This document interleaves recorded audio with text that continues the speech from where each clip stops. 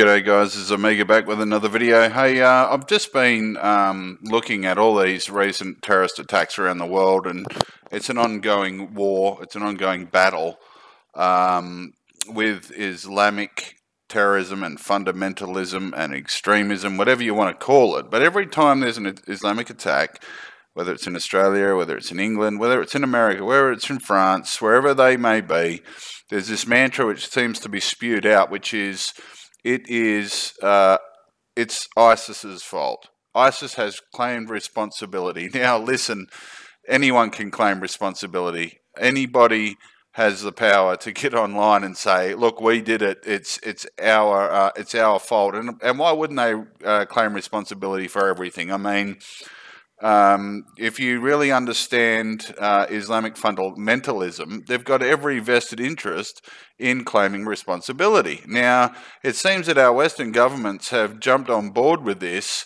in this sort of weird symbiotic relationship because it meets their ends. And what I'm talking about here is we've been so beaten down over the last 8 years with Barack Obama and the progressive socialist movement, which has basically created the narrative that Islam is a race. It's not an ideology, it's a race. So to speak against Islam is to speak against a race of people, and every politician is so PC and so fearful of actually speaking the truth about this subject that this sort of narrative has appeared. And it's been perpetuated, and now people believe it and they think it's true. But well, it's completely untrue. We know that Islam is an ideology. It's a dreadful ideology which treats women as slaves. It advocates murder. It advocates war. It advocates hate. It advocates the worst possible kinds of extremism that one can imagine. Now, so what's basically happened is governments have this complete inability to speak the truth. Even I think if some politicians wanted to speak the truth, when they do, they are viciously attacked by the left. So what we end up with is this ISIS narrative. Now, it's important to understand that with ISIS, when we allow ISIS to take responsibility, we're doing nothing more than feeding the beast. We're feeding the myth. We're feeding this movement because Islam is, ISIS is basically a group trying to establish the true Islamic caliphate. Now, a couple of reasons why I get upset about these constant stories saying that ISIS is taking accountability is because what is taking place around the world is clearly outlined in the Quran as normal Islamic behavior. I mean, what we're seeing is nothing new. If you go back to the Ottoman Empire, if you go back to the Crusades, and what were the Crusades? The Crusades were a response to Islam taking over 2/3 of the known world. Now, if you look at Islam itself, it didn't exist until 600 years after Christ was crucified. That's a long time. So what do you think happened in between then and the formation of Islam? Well, Christians and Jews were living happily around the world in communities which were thriving, and then there was a rise of this warlord Muhammad, who took the Judaic religion and Christian religion and formed it into a weapon of war and systematically started attacking all these countries and killing everybody. Everyone says those evil Christians. Well, what are you going to do if a group takes over 2/3 of your country and starts killing everyone? Don't you have the right to defend yourself? I think you do. So basically, what ISIS have done is they've done nothing but take verses of the Quran, and then they get those verses of the Quran, which are about basically the apocalyptic endgame of Islam, and they use that. Now, the thing to understand here is they're not using anything which is not in Islam. They're not using any idea. They're not creating an idea here. This idea of Dabiq, it's called. Dabiq is a Syrian area on the Turkey border. It's written into their apocalyptic writings that there's going to be a final battle, if you like, which will bring about the apocalypse. And what all Muslims try to do in all Muslim countries by trying to be the one true caliphate is they're trying to bring about an apocalyptic scenario that would bring forth their Mahdi or their Messiah and Islamic world domination. Sounds far-fetched, but it's the truth.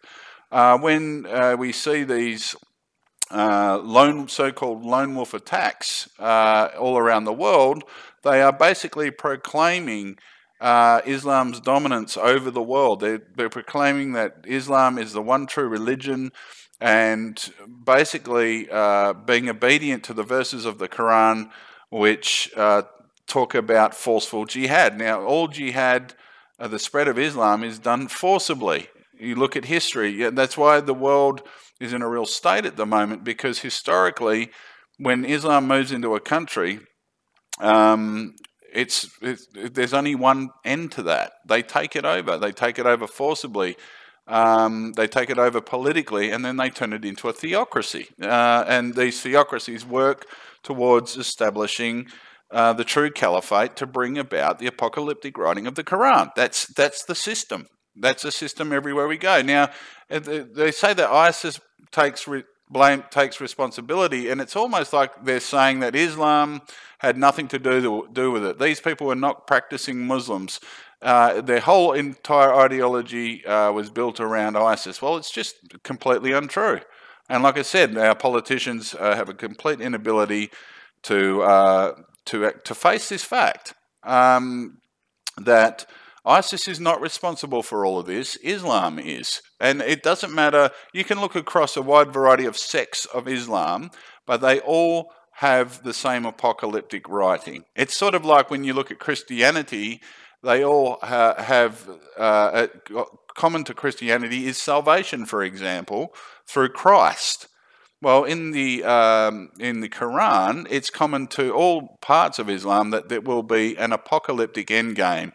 And what ISIS are trying to do, the way that they're proselytizing their movement, is by taking over an area of Syria, which is supposed to be one of the staging grounds of one of these final battles that bring about the apocalyptic end of the world. And they have actually got into Dabiq and taken it over. It's sort of been a back and forward battle there, but when they take over that area and then they tell Muslims throughout the world, we've taken over this fabled prophetic area, can you not see that we are now the true caliphate? We need your support.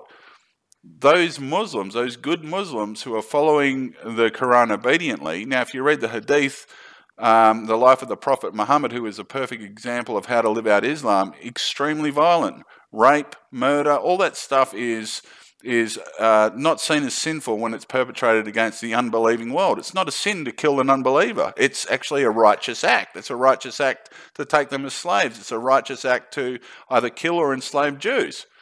So when these so-called good Muslims see these guys taking over this prophetic area, they say, well, we need to join the fight, because they want to see Islam dominating the world.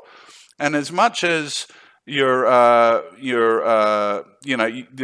got Muslims that are classed as moderate, when these guys take over and the radicals hold them accountable to the verses of the Quran, well, they've got it written there in black and white. You either denounce it or you follow it.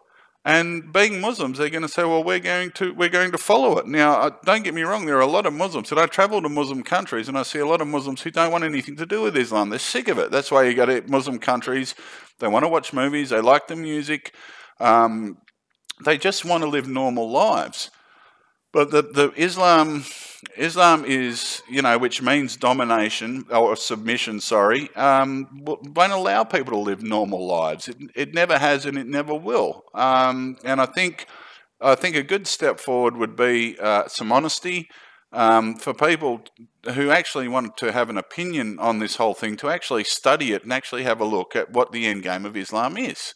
To actually have a look at what their agenda is, because it's a very, very clear agenda, and it always has been. Historically, it's been implemented, and they haven't found this true caliphate, but that's exactly what they intend to do. Now, interesting enough, if you look at the other religions, because people, as soon as you mention this stuff, they love to attack Christianity and Judaism. Now, listen, Judaism, for those who believe in Judaism, God instructed those guys to take certain parts of the Holy Land. Now, when they took those certain parts of the Holy Land, God says, cease from war and basically live there in peace. But Islam is an open-ended war. You've got to understand that. Islam is an open-ended battle that will not stop until it dominates the world. Whereas in Judaism or Judeo-Christianity, they believe that God will come back and do that work. It's not a forced scenario which is created by the hands of men. So they're happily sitting back waiting for deliverance from their Messiah, whereas within Islam, it's a jihad which needs to be committed to bring about the apocalypse, if you know what I mean. So there's a vast difference. And if you look at Judaism, people say, well, Judaism says stone the adulterers, Judaism says this and that. It says that in the Bible. Well, hey, for a start, Christianity is the fulfillment of Judaism, so basically all that law is gone. We all know that Jesus Christ does not preach violence. He love your brother, turn the other cheek, and all that stuff.